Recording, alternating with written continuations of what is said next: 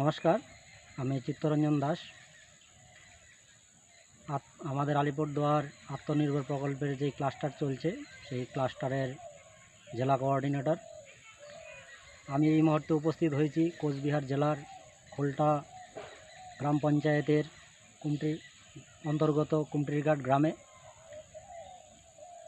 সেই গ্রামের একজন চাষি ভাই অল্প কিছু আদা চাষ করেছেন এবং একটি নতুন, বলবো না অনেক পুরনো পদ্ধতি হলেও এই এলাকায় নতুন।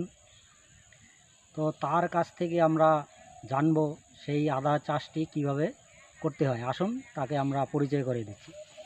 নমস্কার দাদা। নমস্কার। তো আপনার নাম? বিশ্বজিৎ রায়। তো আপনার এখানে আমরা আদা দেখছি, তো সেই আদা আপনি এবার কি প্রথম করেছেন নাকি আগেও করেছেন? না, এটাই আমার এবার প্রথম। আচ্ছা, তো আপনি যেই আদাটা করলেন, বস্তার মধ্যে আদা আমরা দেখতে পাচ্ছি, খুব সুন্দর হয়েছে। তো সেই প্রসেসটা আপনি কোত্থেকে জেনেছেন? তফসিকাতার প্রগতিশীল ফার্মার্স ক্লাব সুজিত দা, সে আমাকে বলে যে ভাই এখন প্যাকেটের মধ্যে আদা চাষ করা যায়। সেটা শুনে আমি তারপর বললাম যে কোথায় পাওয়া যাবে। তখন সুজিতদা বললো যে আমি এনে দেবো। তারপর বললাম সুজিতদাকে যে আমাকে কিছু আদা দিবে। তারপর আমি এটাকে আনলাম। আনার পরে আমার পাশের যে ফসলের জমি সেখান থেকে কিছু মাটি কালেক্ট করি আমি। তারপর আমাদের জৈব সার মানে প্রতি প্যাকেটে হাফ প্যাকেট করে আমি হাফ প্যাকেটের মাটি, তার সাথে 1 কিলো করে জৈব সার মিশিয়ে নিই মাটির সাথে। মেশানোর পরে আমি যখন প্যাকেট করব তখন ওই প্রতি প্যাকেটে 2 চামচ করে ফোরাডন 3G তার সাথে মিশিয়ে নেওয়ার পরে আমি প্যাকেট করলাম। প্যাকেট করার পরে সেখানে 3 থেকে 4 টুকরো করে আদা সাইজ মতন সেটা পুঁতে দেই। পুঁতে দেওয়ার পরে তারপর প্যাকেটগুলো আমি এক জায়গায় আনি, এক জায়গায় রাখার পরে কিছুদিন পরে চারা গাছ ফুটে বেরোয়। ফোটার পরে মাঝে মাঝে খালি কিছু আগাছা আমি পরিষ্কার করে দিই।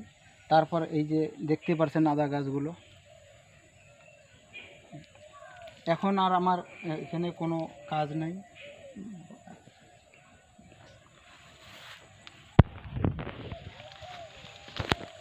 তো আমরা সেই আদা গাছগুলো দেখলাম, খুব সুন্দর হয়েছে। তো এটা কি প্রজাতির আদা? এটা এখন আমাদের এখানে লোকাল যে আদাটা, সেই আদা হিসাবে এটা আমাদের পরিচিত। তো আমাদের সম্পূর্ণ এটা দেশি আদা বলা হয়। হ্যাঁ, দেশি আদাই। তো বন্ধুরা, আমরা দেখলাম সুন্দর একটি চাষ। অনেকে এই চাষটি ছাদের উপরেও করতে পারেন।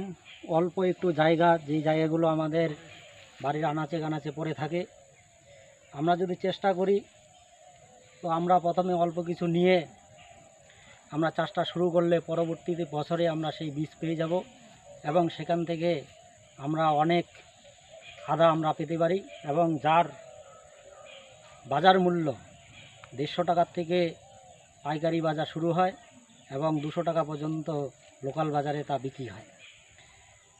তো এখানে প্রতিটি বস্তার থেকে যা অনুমান করা যাচ্ছে যে 1.5 থেকে 2 কেজি পর্যন্ত আমরা আদা পেতে পারি।